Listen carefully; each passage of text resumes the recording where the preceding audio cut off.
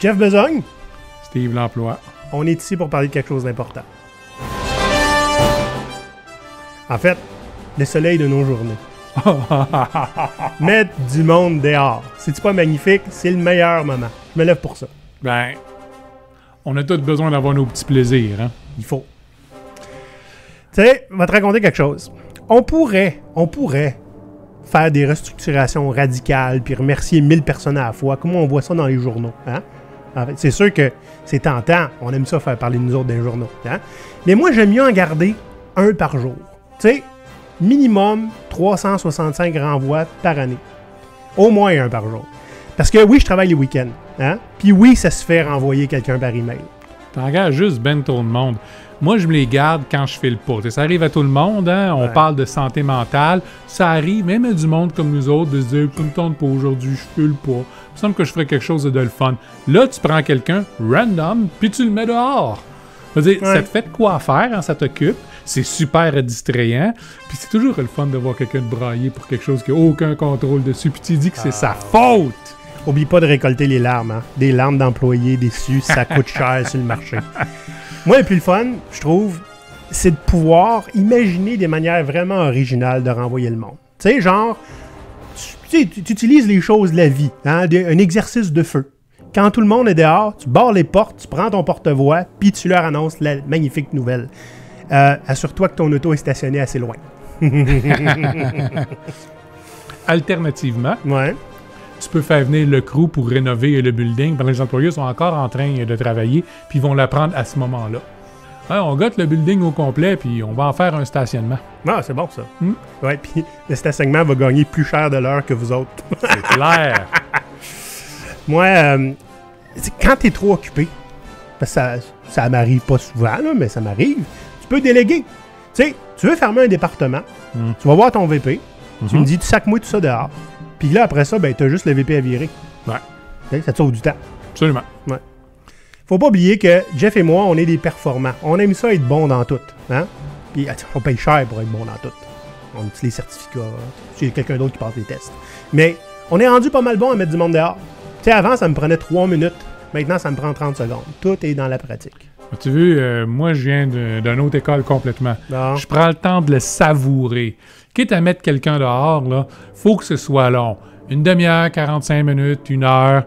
T'amènes ça tranquillement, pas vite. Tu vois la douce réalisation sur son visage que « Hey, je suis en train de me faire mettre dehors, moi. » Puis après ça, ben, c'est de pouvoir empiler à quel point c'est dû par sa propre incompétence. Là, t'as les larmes qui arrivent. Tu sais, tu prends le temps, là, take it in. C'est comme quand tu t'en vas à la pêche. Le but, c'est pas de pêcher 5000 poissons. Le but, c'est l'homme contre la nature avec un rapport de force complètement démesuré. Hein? Un petit peu comme tirer un lapin avec un gun à éléphant. OK. Comme ça, tu te sens homme. Ouais. Tu sens que tu es en contrôle et puis en pleine puissance. Puis l'autre en avant de toi est amené à se rappeler de son insignifiance dans l'univers. Faut tout qu'on connaisse notre place. Hein? C'est-tu en rapport à ça, le livre sur la torture mentale que j'ai vu dans ton bureau? C'est le volume 4. Si vous mettez souvent du monde dehors, vous pourriez carrément vous partir une entreprise de sécurité. Hein? Vous leur filez à cette entreprise-là la job sale de faire les boîtes, de vous renvoyer pendant qu'ils regardent et qu'ils peuvent rien faire et qu'ils n'ont pas le droit de parler aux autres. Hein?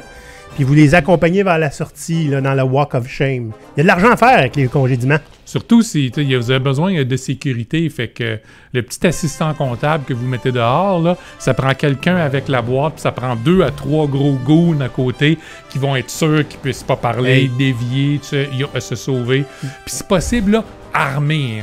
Jeff, un assistant comptable, c'est dangereux. Pensez-y bien. On va regarder un coup Pirate Canada. Go Pirate Canada? C'est qui ça? C'est Maurice, puis papa. Olivier et Maurice sont 2 pirates barbus qui se demandent, dans la vie, est-ce qu'on veut vraiment devenir bon à mettre du monde dehors? Ben, devinez quoi? Ils vont se poser la question dans cet épisode et même proposer des façons de faire qui soient moins questionnables. Voici leur histoire. Ah! Maurice, laissez aller quelqu'un. On va appeler ça de même, hein? Laisser aller quelqu'un parce que congédier, virer, mettre à la porte, prendre des décisions d'affaires. Hein? C'est des termes qui sont pas politiquement corrects. Je sais pas, moi j'ai entendu prendre des décisions d'affaires pas mal souvent dans ma vie. Ouais. Moi, j'étais gestionnaire, puis j'en ai fait des cauchemars. C'est pas quelque chose que j'aime faire, laisser aller quelqu'un. Hein? Il y a de quoi? Tu peux faire tout ce que tu voudras. Si tu laisses aller quelqu'un, peu importe ce que tu fais, t'es le trou de cul de l'équation. Faut faire avec. C'est ça. Ça vient avec la job. Parce que des fois, on n'a juste pas le choix. Hein. Il y a des raisons tout à fait valables pour laisser aller quelqu'un. Puis des fois, c'est complètement hors de notre contrôle, mais que vous voulez, on n'a pas le choix. Il faut le faire. Et il faut que quelqu'un le fasse. Puis ça tombe sous le joug du gestionnaire, qu'il soit bienveillant ou non. Hein? Donc aujourd'hui, on va parler de cette situation que la plupart des gestionnaires, à quelques exceptions près, n'aiment pas gérer. Hein? Le congédiement, les mises à pied, on va parler des termes bientôt. Fait qu'on va voir les différents termes, justement. Hein? Congédiement, licenciement, mise à pied, c'est quoi la différence? Ouais. Les erreurs les plus fréquentes quand on laisse aller quelqu'un. Ça, c'est des choses qui arrivent assez souvent. Puis on va aussi parler d'erreurs pas fréquentes du tout et assez épouvantables. Bref, des histoires d'horreur de congédiement qu'on connaît. Pas nécessairement que ça nous est arrivé à nous. Est-ce qu'on veut vraiment rendre le congédiement plus humain? Hein? Si c'est possible. On va aussi parler de, est-ce que c'est la seule option? Des fois, il y en a d'autres. Oui, absolument. Et vu qu'on est très, très généreux aujourd'hui, Maurice, hein, c'est vendredi, on va voir aussi 5 trucs sur comment rendre le congédiement moins inhumain. On va dire comme ça. On va dire ça comme ça. 5 trucs, ça veut dire qu'il n'y a plus d'excuses, là. C'est ça, exact. Ouais. C'est dur, Maurice. J'aime pas ça parler de ce sujet-là. Vous êtes un dirigeant d'entreprise ou un gestionnaire. Vous aimez beaucoup GoPirate parce que nos idées vous rejoignent puis ça vous touche beaucoup. Pour vous, on a créé un niveau dans notre Patreon expressément pour les entreprises. Donc, c'est un niveau un peu spécial qui va vous permettre de nous recevoir pour un dîner causerie une fois par mois. Ça se fait à distance, mais c'est pour vous et vos employés. Exact. Vous allez avoir un choix de sujet et vous allez pouvoir choisir celui que vous voulez avoir. Un autre grand avantage que vous avez, c'est que vous allez avoir accès à notre Discord. Donc, vous allez avoir un accès à nous qui va être beaucoup plus facile, peu importe l'heure du jour ou du soir. Et puisque vous êtes des fans convaincus, GoPirate va remercier votre entreprise textuellement à chaque épisode sur YouTube. Donc, c'est un rendez-vous, patreon.com/GoPirate Canada. Tu sais, Maurice, c'est quelqu'un que je connais qui me demandait, avez-vous déjà fait un épisode sur les mises à pied? Non. Très bon sujet. Fait que you know who you are, c'est de ta faute. On va commencer à parler des termes, parce que lui, il me dit mise à pied, tu vois. Puis je suis allé voir, c'est quoi la différence entre une mise à pied, puis un congédiement, puis un licenciement. Donc je suis allé voir hein, sur les textes légaux du Québec sur le travail. Un licenciement, c'est une fin définitive du lien d'emploi entre l'employeur et l'employé. Et puis c'est généralement qu'on n'a plus besoin de tes services à cause de raisons économiques ou organisationnelles ou techniques. Genre, il y a des innovations, on n'a plus besoin de toi. En bon français, t'es dehors, mais c'est ma faute, pas ta faute. C'est pas toi, c'est moi. Ouais, c'est ça. La mise à pied, c'est une suspension temporaire du contrat de travail. Donc, pour raison X, genre, baisse de production, ou peut-être raison d'ordre économique, organisationnelle ou technique encore, mais tu peux être rappelé au travail par la suite. Donc, en bas français, t'es dehors, mais... Sois disponible. C'est ça, reste disponible, garde ton téléphone ouvert, ça se peut que je change d'idée. Oui. Bien, on s'entend que ça n'empêche pas la personne de trouver un autre job, hein? N'est-ce pas? Et puis le congédiement, c'est encore dans le cadre de l'exercice de son droit de gestion de l'entreprise, met fin à l'emploi d'un travailleur pour des raisons disciplinaires ou liées à sa capacité d'exécuter des tâches. Fait que là, c'est toi. Oui, t'es dehors, c'est ta faute. Fait que maintenant qu'on a clarifié ça, OK? On va parler d'erreurs assez fréquentes qu'on peut voir. Il n'y en a pas tant que ça, honnête, parce que c'est pas mal tout le temps les mêmes. Puis, je veux dire, oui, c'est pas mal tout le temps les mêmes. Puis, la raison à ça, c'est que les entreprises se sont déjà faites poursuivre suffisamment de fois que les erreurs qui vont rester, ce sont des erreurs où c'est moins facile de poursuivre l'entreprise. Et là, on s'entend, c'est les erreurs dans la façon de laisser aller quelqu'un et non dans la raison. Ouais. Parce que tout ce qui est discrimination, etc., on en a déjà parlé d'abord, hein, puis il y a des histoires d'horreur assez épouvantables là-dessus.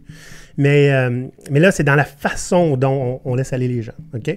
Fait que moi, j'en ai identifié 3. Peut-être qu'en jasant, on va en trouver d'autres, Maurice.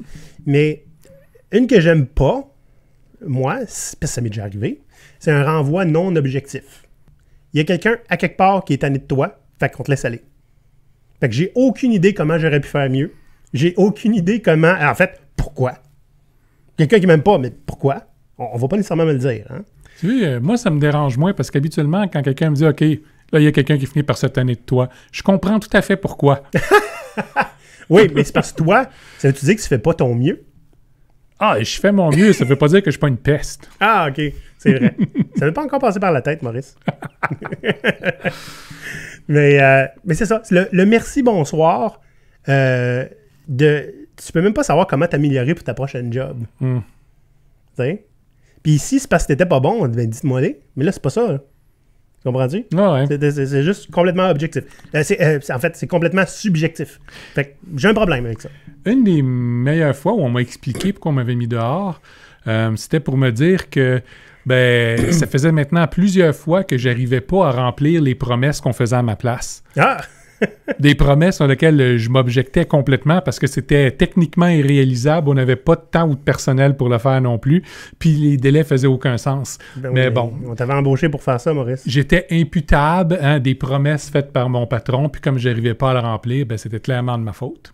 Au moins, il y avait des données précises qui expliquaient pourquoi tu étais dehors. Ça veut pas dire que ça a du sens. Ouais. Il y en a une autre que j'aime pas beaucoup. C'est peu importe ce qui est arrivé, OK? Tu te fais annoncer que tu es dehors, mais c'est une surprise totale. Genre, j'ai eu juste des bons reviews annuels. OK? J'ai eu des augmentations de salaire importantes dans chaque année. Puis tout d'un coup, je suis dehors. Il y en a un qui est venu me parler sur LinkedIn, il dit « Je me suis fait virer. » On m'avait rencontré une semaine et demie avant pour me dire à quel point mon rendement était exceptionnel. J'ai jamais su pourquoi. Mais une petite variante de tout ça que j'aime pas, c'est les gens qui attendent le vendredi soir à 4h30 pour t'annoncer que tu es à la porte. Oui. Puis là, ramasse tes choses, puis va-t'en, puis parle pas à personne. OK? C'est « Ah, on te l'a pas dit en avance pour, enlever le band-aid en un coup, comme ça, c'est moins difficile. » C'est moins difficile la personne qui l'annonce, surtout, je pense. Mais c'est-tu mieux l'annoncer le lundi matin? Parce que j'en ai déjà vu, là. On m'a fait rentrer comme... On a attendu le lundi matin que je rentre à la job pour m'annoncer que j'étais dehors puis me retourner chez nous. Et rendu là, j'aurais mieux resté chez nous. Ça, oui. Mais en fait, moi, je suis contre l'idée de simplement dire on te met dehors, on coupe les pompes immédiatement. Ouais. Tu sais, je veux dire, si tu as une bonne relation avec tes employés, tu n'as pas à avoir peur qu'ils te volent pendant 2 semaines. Est-ce que c'est vraiment pour ça? Des fois, oui. Des fois, c'est t'as peur du trouble. Des fois, c'est... Je sais pas. OK. Tu penses-tu que tu vas être productif, toi, après qu'on t'ait annoncé que tu perds ta job dans 2 semaines? Qu'est-ce que tu vas faire ton 40 heures?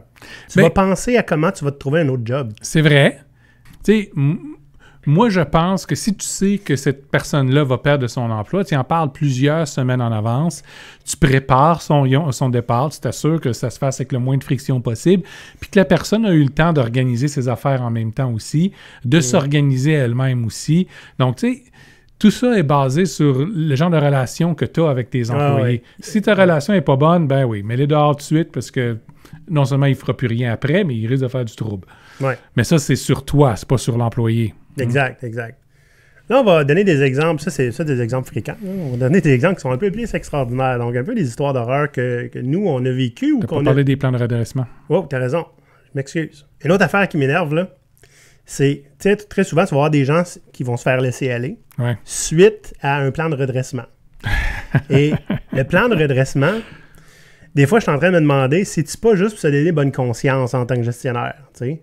Moi, pour avoir déjà eu à passer par un plan de redressement comme ça, je peux dire que c'est une expérience qui est, puis on me l'a confirmé, conçue pour être terriblement humiliante, puis que tu peux pas vraiment arriver. Ça va être basé sur le jugement d'une personne à l'autre bout. Il n'y a pas nécessairement toujours de catégorie à améliorer pour vrai. C'est essentiellement une excuse administrative pour dire que ils ont fait quelque chose pour améliorer la situation, puis tu n'as pas été capable de t'améliorer. Mais comme c'est super humiliant, c'est encore plus le fun parce que les chances sont que tu essaies juste de faire hey, tant pis, je m'en vais. Puis à ce moment-là, il n'y a pas de severance à payer. Il y a beaucoup moins de travail administratif à faire pour eux autres. Donc, c'est mieux, c'est toi qui es parti, c'est pas toi qui t'ont mis dehors. 2 choses à ce sujet-là. Mon gut feeling me dit qu'il y a beaucoup de plans de redressement qui sont set up to fail. Ben oui. C'est fait pour que l'employé ne réussisse pas. Mais si tu as des choses qui sont mesurables, puis que tu es capable, c'est mesuré là, que tu as réussi, il n'y a pas de raison qu'ils te mettent dehors. Ben non, c'est pour ça qu'il faut pas qu'il le fasse comme ça. Okay, c'est bon. Gars l'autre. Ouais. Fait qu'on est un petit peu cynique par rapport à ça. Mais j'ose croire qu'il y a des gens qui le font avec des bonnes intentions. Ben écoute, moi j'en ai juste vécu un, mais j'en ai vu beaucoup appliquer. Puis, ben honnête, là, j'en ai vu aucun appliquer que le but c'était de garder l'employé. Okay. Zéro. Les gestionnaires qui nous entendent, parlez-nous-en. Les gestionnaires qui nous entendent, vos employés sont pas cons. Ils savent très bien ce que ça veut dire aussi. Ouais. Là, on va voir des exemples plus extraordinaires. Hein? Pas des trucs qui sont fréquents, des trucs qui sont arrivés à nous ou à des gens qu'on connaît, puis que c'était questionnable comment ça s'est passé. J'en ai une belle, moi. Ouais.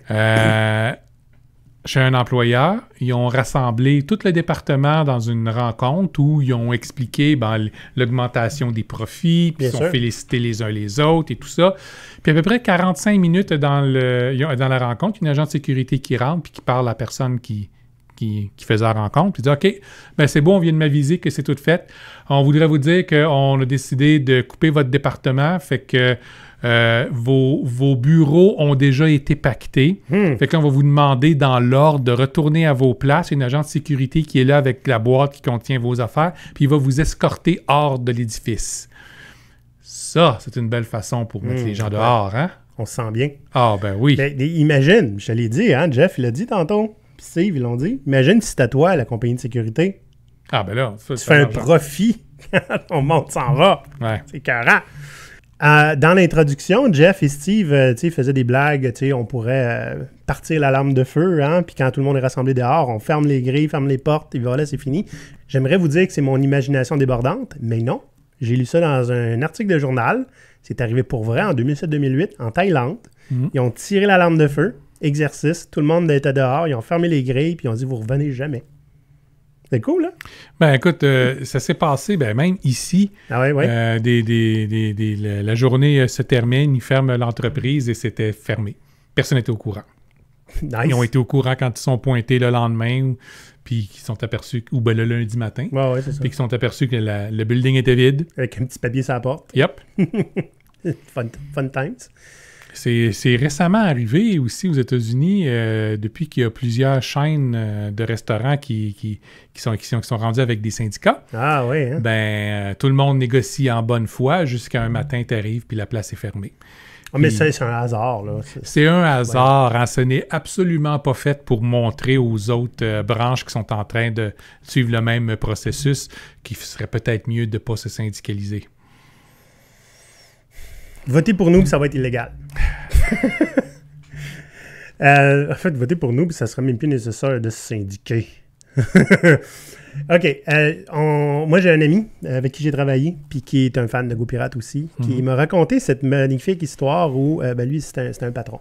Hein? Puis son vice-président lui dit, écoute, c'est plate, mais on a une restructuration, puis il y a quelques-uns de tes employés qui vont partir. Fait que j'aimerais ça qu'ensemble, on les rencontre, puis qu'on les remercie. Il dit, sure, pas de problème.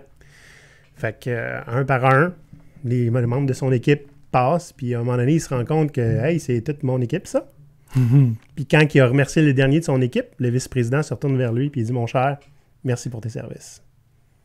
Je pense pas qu'il a servi à la main. Fait qu'il il a fait de lui le trou de cul qui vire tout le monde, puis à la fin, il l'a sacré dehors. Yep. Écœurant. J'ai un autre exemple qui est arrivé à un de mes amis qui s'est fait mettre à pied entre deux contrats. C'est une baisse annuelle qui est tout à fait normale.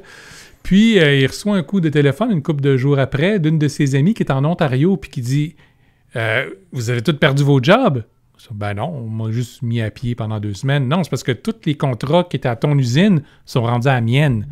Ils ont tout transféré parce qu'ils ferment la vote. Oh! Le gars était pas au courant. Surprise! Oui, hein? Le miracle de Noël. Ils ont juste pas averti personne. L'intention était de ne jamais rappeler qui que ce soit. Ouais. J'avais une histoire semblable, moi, où il y avait quelqu'un que je connaissais qui qui s'est fait remercier, mais d'une manière très, très particulière. C'est que son patron l'a dit à l'équipe pendant qu'elle n'était pas là. Elle était en train de faire je sais pas quoi d'autre. Ils ont dit, écoutez, c'est la dernière journée de cette fille-là, fait que vous irez la remercier. Puis lui dire bonne chance. Fait que toute l'équipe est allée dire « Ah, c'est plate, bonne chance, l'équipe. » Puis elle a dit « Pourquoi vous me dites ça? » Elle ne savait pas encore. Mais ça, c'était une journée où il y avait plusieurs mises à pied, puis ça a été juste improvisé, là, je pense. Là.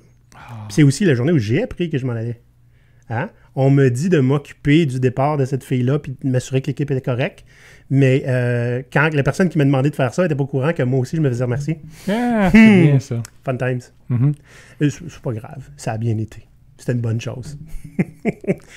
Toi, t'en avais une pas pire, je disais tantôt, hein? Apprendre, tu sais, du jour au lendemain que ton usine ferme, c'était un miracle de Noël. Toi aussi, t'en as eu un miracle de moi, Noël. j'en ai eu un miracle de Noël. La veille de Noël, mon patron me fait venir dans son bureau puis il me dit, regarde, je fais plein de promesses puis t'as pas été capable de les remplir. Ouais. Ah, c'était lui, ça? Oui, c'est lui, ça. Fait que, écoute, je te mets dehors. Fait que je vais aller faire une commission. Puis quand je reviens, j'aimerais ça que tu sois parti, tes affaires ramassées, ton bureau en ordre, mais je veux pas que tu le dises à qui que ce soit, je vais m'en occuper.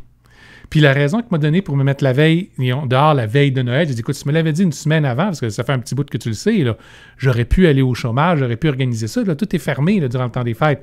Oui, mais tu sais, je voulais pas faire ça trop d'avance, mais en même temps, je voulais faire ça avant les fêtes, parce que tu sais, je voulais pas passer avec mon temps des fêtes avec ça sur le cœur, à me dire, ah non, faut que je mette Maurice dehors au retour des fêtes, et tu comprends, je préfère passer des belles fêtes. C'est sympathique. Yep, ma femme a braillé pendant 3 semaines. Fait que, ouais. Là, j'aimerais parler d'un autre sujet, parce que là, on parle du congédiement. Ouais. Hein? Le congédiement qui est, disons-le, une solution à plusieurs problèmes potentiels. Un des problèmes que ça règle super facilement, c'est si vous voulez bien paraître dans vos états financiers pour le trimestre, vous mettez dehors l'ensemble de vos employés vers la fin du trimestre. Comme ça, vous économisez sur leur salaire, vous faites une belle fin de trimestre, puis vous réembauchez au début du trimestre suivant. Et idéalement pour moins cher, hein? Dans le domaine où j'étais, c'était absolument pour le même prix. En fait, il y a des gens qui ont été rappelés, mais pas tout le monde, parce que c'était des postes qui étaient réouverts à ce moment-là. Moi, j'ai entendu parler beaucoup d'entreprises qui achetaient une autre entreprise, qui mettaient tout le monde dehors, puis qui rembauchaient des jeunes moins chers à moitié du salaire. Ça, j'ai vu ça aussi. Il y en a qui, c'est du monde connu qui font ça. Merci Maurice pour cette généreuse lancée de qu'est-ce que ça règle le congédiement. Mais c'est aussi, c'est une solution. C'est pas la solution. En fait, c'est ça qu'on voudrait parler. C'est pas la seule solution. Non. Souvent, je pense qu'on a la gâchette rapide, facile, sur le congédiement. Puis on aimerait ça vous parler de comment on peut faire pour explorer peut-être autre chose avant puis se rendre compte que c'est peut-être pas la seule solution. Ouais, on a tendance à blâmer les gens puis pointer les gens tout le temps parce qu'on gère les gens. Quand c'est pas ça qu'on devrait faire, on devrait gérer des systèmes. Bien souvent, si on n'a pas les résultats qu'on souhaite avoir, avant que ce soit la faute de qui que ce soit, c'est la faute du système. Ouais. Donc, il y a quelque chose qui ne fonctionne pas, les gens n'ont pas ce qu'ils ont besoin, il y a quelque chose qui est juste très déplaisant à faire ce qu'ils font, ou on n'a pas les bonnes personnes aux bons endroits. Ça arrive. On a tendance à voir la mauvaise foi, c'est des gens beaucoup trop facilement, j'ai l'impression. Le monde, les gens en général font de leur mieux, tu sais. Oui. En général. Fait que, ouais, système. De toute façon, Maurice, toi, tu penses en système. Il faut. Okay? Qu'est-ce que ça veut dire de regarder le système avant de regarder les gens? Ben, ça veut dire, regardez comment est-ce qu'on est organisé. Ça veut dire comment. Il y a un contexte. C'est ça, là, il y a un contexte. Comment les ressources passent, c'est quoi qu'on s'attend. Est-ce qu'on donne les outils pour avoir un succès, ce qui n'est pas toujours le cas, hein? Oui, c'est vrai. Souvent, on a juste dans un contexte où le seul choix qu'on a, c'est d'échouer. Ben, c'est ça. On n'a pas aucun des paramètres pour réussir. Voici mon problème. Règle-le, figure it out. Ah oui, puis pendant qu'on est là, tu peux pas faire ça, ni ça, ni ça, ni ça, ni ça, ni ça, ni ça. T'as pas de budget, t'as pas de temps. Fais ça sur ton temps puis sur tes breaks. Que je te voyais pas prendre une décision, sans m'en parler. Fait que ça, c'est pas extrême, là. C'est un peu extrême. Mais comment on peut explorer ça? Fait que c'est d'abord vérifier qu'est-ce qui s'est passé objectivement. C'est ça. Puis voir la situation de haut. Parce que, tu sais, le gestionnaire, des fois, tu as une relation avec une personne, là, OK? Puis elle peut être biaisée. Fait que l'idée, c'est comment on peut regarder ça le plus loin possible. Imagine que tu ne connais pas les joueurs, là, OK? Qu'est-ce qui se passe de façon récurrente qui fait que ton réflexe, c'est de dire, il faut que je laisse aller cette personne-là? Est-ce que c'est une erreur? Est-ce que c'est un problème de performance? Est-ce que il y a plusieurs raisons? Rentrez-les par catégorie comme ça. Puis là, regardez pourquoi. Si c'est une erreur, puis une erreur qui se répète souvent, c'est qu'il y a quelque chose qui va rendre l'erreur facile à arriver. Oui. OK? Prenez un exemple, par exemple. Moi, j'aimais bien Etsy, là, qui ont fait leur prix pour celui qui a fait la plus grosse bêtise. Oui, oui. Puis c'est parti d'une fois où un nouveau est arrivé, puis en poussant du code dans le système, il a fait crasher le site au complet. Nice. La question n'est pas est-ce qu'on met le nouveau dehors ou pas. La question est... C'est sa job de faire des erreurs. On est une entreprise en technologie qui est entièrement basée autour d'un système. Quel genre de système broche à foin qu'on a qui fait que quelqu'un peut pousser du code puis mettre notre système au complet dehors? Où est-ce qu'on vérifie? Ils sont où les niveaux de sécurité là-dedans? Donc, en changeant leur système, on arrête de pointer quelqu'un du doigt. Puis, au contraire, maintenant, quelqu'un qui gagne ce prix-là à Etsy, c'est punition. Et d'aller faire le tour des autres départements et puis d'expliquer qu'est-ce qui s'est passé, comment c'est arrivé là, puis qu'est-ce qu'on a fait pour remédier à la situation. Fait que c'est pas vraiment une punition, c'est une leçon pour tout le monde qui puisse se poser le même genre de questions dans leur département, tu sais. Je comprends que c'est pas vraiment une punition, mais dis ça à un introverti. Ah, ouais. Et, ouais. Dites-vous que quand il y a une erreur qui est commise en quelque part, c'est jamais juste la faute d'une personne. C'est aussi la faute de toutes les personnes qui étaient chargées d'encadrer cette personne-là, qui n'ont pas vu l'erreur arriver. Les collègues qui n'ont pas vu l'erreur arriver. Des fois, ils l'ont vu arriver et ils n'ont rien fait. Aussi. J'ai déjà vu ça. Là. Lui, il fait tout le temps des erreurs. Puis on paye pour. Faites quelque chose! Ouais, mais je t'en parle, là. C'est Mon ça. pauvre, toi! Donc, quand c'est un problème de performance, des fois, c'est parce que la façon dont le travail est amené ou fait n'est pas optimale. À ce moment-là, si on est pris pour sortir 4 fois l'énergie nécessaire pour faire une tâche simple, c'est sûr qu'on va des problèmes de performance constamment. Là. Puis si vous ne faites pas d'assurance qualité, demandez-vous pas pourquoi il n'y a pas de qualité. Ouais, mais en tant que boss, moi, je paye mon monde pas pour faire des erreurs. Je paye mon monde pour faire le travail correctement la première fois. Ouais, je comprends. Ouais. On l'a entendu, celle-là. OK? L'erreur est humaine, puis surtout, l'erreur fait partie du système aussi. Quand ton système est bâti tout croche ou à peu près, il va en avoir des erreurs. Si vous tendez vers des modèles un peu plus progressistes, genre équipe autogérée ou distribution du pouvoir et des prises de décision, il y a moyen aussi de co-créer la solution plutôt que de se débarrasser du problème. Ouais. Hein? On enseigne ça en ce moment à nos clients, là, nous. Mais c'est tout à fait possible quand une équipe est autonome, qu'il y a un problème avec une personne, perçu étant avec une personne, de faire, on va mettre les cartes sur la table, on va parler à l'équipe, puis on va dire, OK, ça arrive souvent. Ça donne que c'est arrivé souvent à lui. C'est pas normal. Qu'est-ce qu'on fait pour régler ça? Qu'est-ce qui se passe? On essaie de après ça, qu'est-ce qu'on fait? C'est ça. On essaie de dépersonnaliser le problème, puis de voir, en quoi c'est le système. Quel morceau du système marche pas? Ça se peut que ça soit le gars ou la fille. Ça arrive. Ça arrive. Ça se peut. Mais ça, c'est si on élimine toutes les autres options. Et là, on pourra voir qu'est-ce qu'on fait. Mais généralement, quand tu mets plusieurs cerveaux sur un problème, puis c'est ça qui est difficile, quel boss bienveillant qui veut juste la joie des gens va être capable d'apporter à son équipe? Il y a un problème, c'est arrivé souvent à lui. OK? Tu veux pas avoir à faire ça, mais c'est ta job. Mais en fait, on parle d'espace sécuritaire. Là. Ouais. Tu devrais pas avoir peur d'amener un problème à ton équipe. Je le sais. Jamais. Je le sais. Puis même si tu es bienveillant, c'est pour ça que j'aime pas le terme bienveillant. Bienveillant, tu es encore le roi et maître, mais tu veux te faire passer pour un ami. OK? L'idée n'est pas là. L'idée est créer un environnement suffisamment sécuritaire pour que toi, tu puisses arriver et dire, voici qu'est-ce que j'ai observé. Checkons ensemble qu'est-ce qui se passe, comment on peut remédier à ça. Puis c'est sûr, ça se peut que le résultat, ça soit une équipe qui se mette en groupe contre une personne. C'est ta job de gestionnaire de calmer le nerf. Puis de gérer ça d'une façon ou d'une autre. Des fois, la personne n'est juste pas à bonne place. Des fois, la personne n'a pas eu la bonne formation. On parlait de plan de redressement. Là. Plutôt que de parler de plan de redressement, corrige ton attitude. C'est OK, on voit que tu n'es pas à bonne place. Est-ce qu'on peut regarder où est-ce que tu serais mieux placé? On voit que tu n'as pas le bon niveau de compétence. est-ce qu'on peut regarder... Oui, non, mais tu parles à la personne. Ouais. Est-ce qu'on peut regarder ensemble? Est-ce que tu serais intéressé à ce qu'on complémente tes compétences? Parce que ça a l'air d'être un des problèmes qui est là. Fait que même quand c'est une personne, un individu qui est le problème, il y a des solutions possibles qui sont très différentes de juste mettre la personne dehors. Oubliez pas, ça coûte cher embaucher quelqu'un de nouveau. Oui. OK? Oui. 33% du salaire de la personne qui s'en va. Donc, vous êtes mieux de vous assurer d'avoir, les bonnes personnes en partant, mais deux, ben, s'il y a quelque chose qui ne fonctionne pas, de régler cette affaire-là plutôt que juste de la mettre dehors et de la remplacer.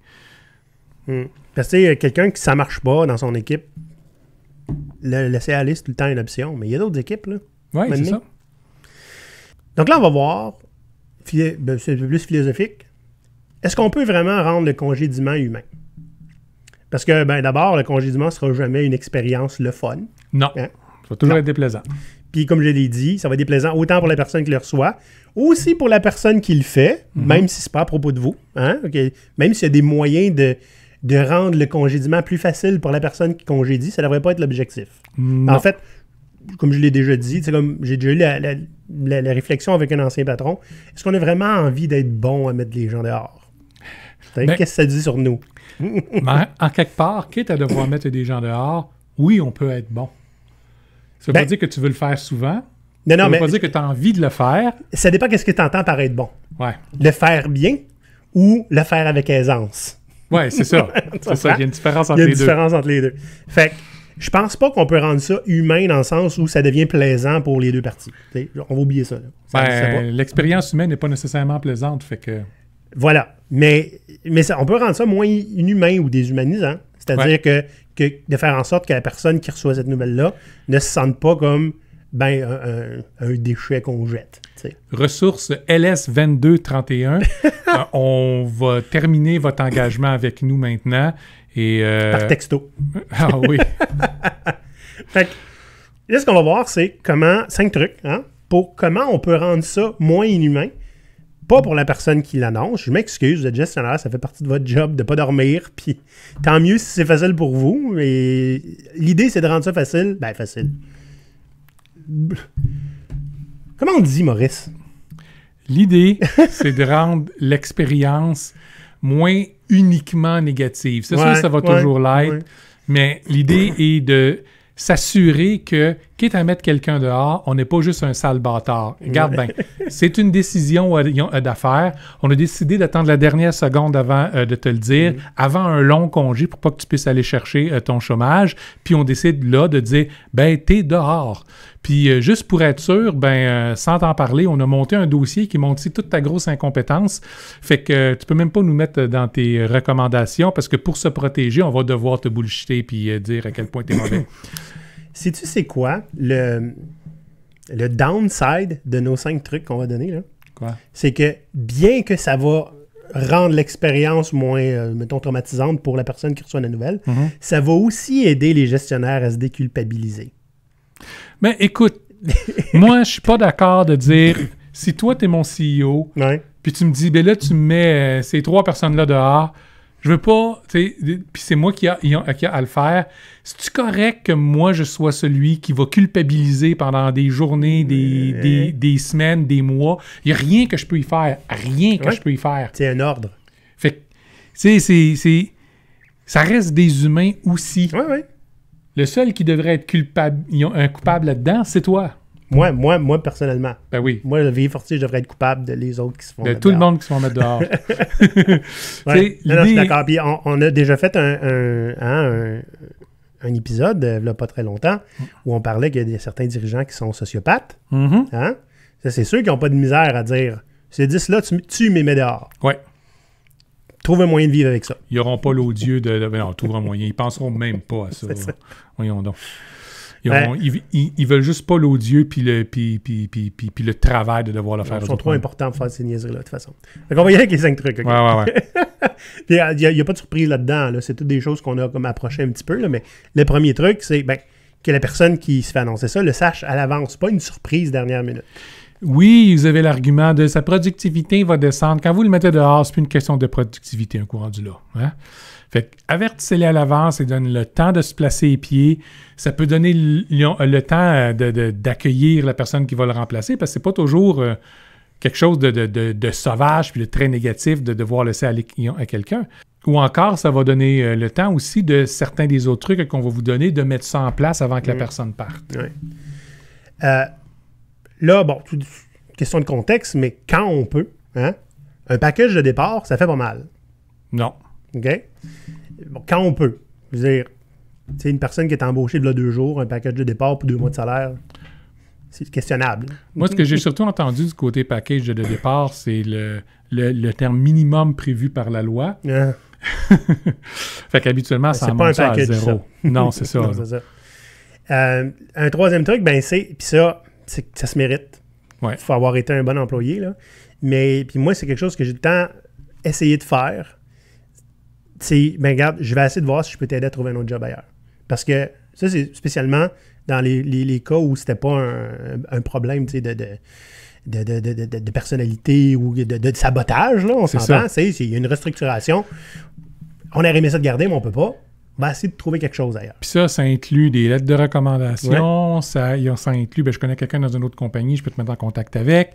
Moi, on m'a déjà, un patron qui m'avait mis en contact avec son recruteur préféré. Bon.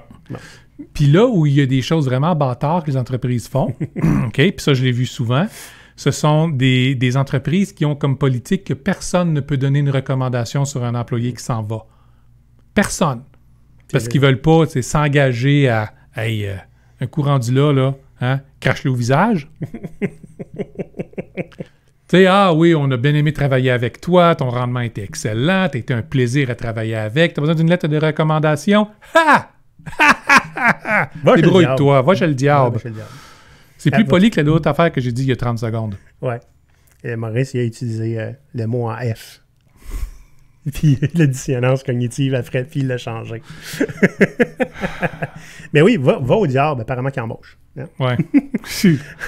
Puis ça, c'est possible, tu sais, quand on dit aider à trouver un autre emploi, de le mélanger avec l'autre truc d'après, qui est un support au changement de carrière. Parce que des fois, tu vas devoir laisser quelqu'un aller, pas parce qu'il te déplaît, parce que son expertise est plus utile dans ton entreprise, qui est probablement plus utile en nulle part. C'est obsolète. C'est ça. Ça arrive. Hein? Fait que aidez donc ces employés-là à se replacer les pieds. Oui, c'est pas votre problème. Quand la vieille imprimante est finie, tu fous ça au vidange. Au recyclage, au pire. Mais c'est des êtres humains. Oui. Okay? Si vous êtes une entreprise axée sur des êtres humains, la façon dont vous mettez les gens dehors, c'est aussi important que la façon dont vous les embauchez. Puis c'est des choses qui vont se savoir. Oui, absolument. Okay?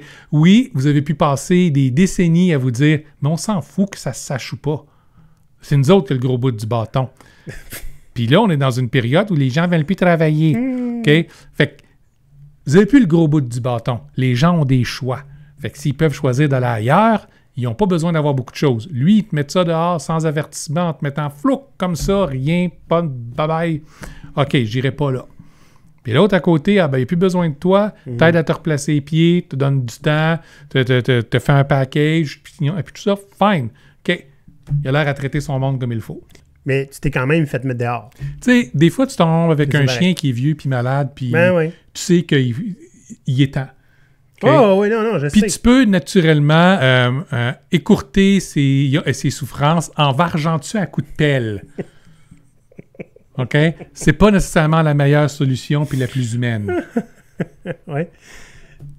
On disait aussi, tu sais, ça se sait, ces choses-là, ça s'apprend, mais en plus, cette information, maintenant, elle est démocratisée. Là. Il y a des Glassdoor de ce monde où ce que les gens, ils vont aller la raconter, l'histoire. Il faut le prendre avec des pincettes, mais c'est des histoires pareilles. Je pense pas qu'il y a du monde qui écrive ça pour le plaisir de dénigrer des entreprises. Tu sais. Fait que, ouais. Idéalement, écoutez ce qu'on vous dit pour les bonnes raisons, parce que vous voulez être plus humain, puis vous assurer que les gens puissent bien réussir à s'en sortir, même après être partis d'avec vous. Puis si vous le faites pour les mauvaises raisons, je ne veux pas avoir la mauvaise réputation pour que ça me coûte plus cher, que ce soit plus dur à embaucher, ben faites-les pour les mauvaises raisons si vous avez à le faire, mais faites-les. Ouais, le monde va se rendre compte pareil. Hein. Ben oui, c'est sûr, mais quand même. Le dernier truc, puis ça je l'ai appris à l'expérience, C'est parce que c'est déjà arrivé qu'il a fallu que mon patron laisse aller quelqu'un. Mhm. Puis il n'était pas à l'aise avec tout ça. Je sais pas pourquoi, cette personne-là en particulier. Puis on s'est cassé le beigne tout le week-end à essayer de trouver, OK, est-ce que c'est mieux, est-ce que c'est plus humain de le laisser aller chercher ses choses à sa place alors que tout le monde sait qu'il s'en va? Tu sais, je veux dire, on s'en doute tout, là. Puis tout le monde va le regarder, ça va être humiliant, c'est le walk of shame. Ou est-ce que c'est plus humain d'envoyer le monde dans la salle de meeting pendant qu'il va chercher ses affaires? Puis là, on essayait de trouver, là. Puis finalement, c'est qu'est-ce qu'on a fait? On l'a rencontré pour y annoncer la nouvelle. Il n'était pas tellement surpris. Puis on lui a demandé, qu'est-ce que tu préfères? T'aimes-tu mieux aller chercher tes affaires comme ça tranquille? Ou tu veux qu'on envoie le monde dans la salle là, pour pas avoir à les confronter? Il dit, non, c'est correct, je vais aller chercher mon manteau, c'est correct. On s'est cassé la tête une semaine de temps là-dessus. OK? Pour savoir qu'est-ce qui serait le plus humain. Tu sais, lui, il sait qu'est-ce qui est le plus humain. Et là, j'en viens à ton premier point. Tu sais, là, le dire d'avance, puis pas juste comme, va-t'en chez vous, on te paye tes 2 semaines. Tu sais, tu pourrais aussi lui demander qu'est-ce qu'il préfère. Ben oui. Veux-tu finir tes 2 semaines? Ou si tu veux, tu peux aussi aller chez toi, Ouais. prendre ça relax, t'en remettre, puis on va te payer tes 2 semaines. Lui, il va décider qu'est-ce qui est le plus humain pour lui. C'est ça. C'est ça. Fait que tout est dans tout. C'est en gros ce qu'on enseigne à toutes les entreprises. Hein? Laissez les options aux gens. Ils vont savoir qu'est-ce qui est le mieux pour eux autres. Puis la prochaine fois que tu vas avoir un problème à te demander qu'est-ce que tu devrais faire avec la personne, plutôt que de passer une semaine comme ça, moi je connais une grand-mère d'à peu près 85 ans qui devrait plus devoir conduire maintenant, mais qui a une bonne auto, puis qui peut, pour un petit 2000 $, avoir un accident avec ton employé que tu sais pas comment le mettre dehors, elle va s'en occuper pour toi, elle. Maurice, t'es tannant, là? Et oui, Maurice est tannant. Fait que, écoutez, là, on va vous mettre dehors du podcast. OK? Puis, ça serait important. Avant, on va vous escorter. Vous allez sur YouTube, puis vous faites like, puis vous vous abonnez. OK? C'est-tu clair? Hey, ça, c'est de la même façon que quand tu annonces à quelqu'un que tu vas le mettre dehors, puis que là, tu veux qu'il aille taper quelque chose sur Glassdoor, une bonne review de l'entreprise. La dernière minute. On te regarde, là. Ouais. Puis si tu ne le rentres pas comme il faut, on va docker ta dernière paye. Okay. Puis, si vous écoutez, là, si ça cogne à la porte, là, c'est le gars de sécurité.